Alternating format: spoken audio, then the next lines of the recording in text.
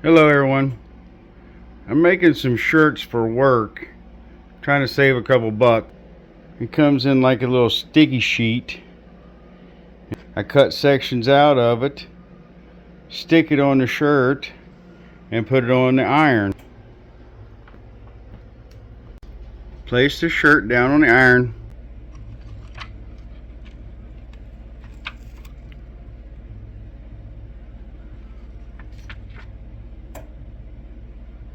And line it up, the best you can.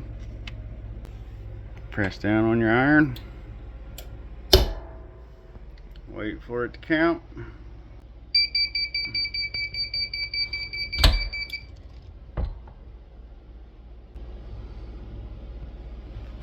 And there you go.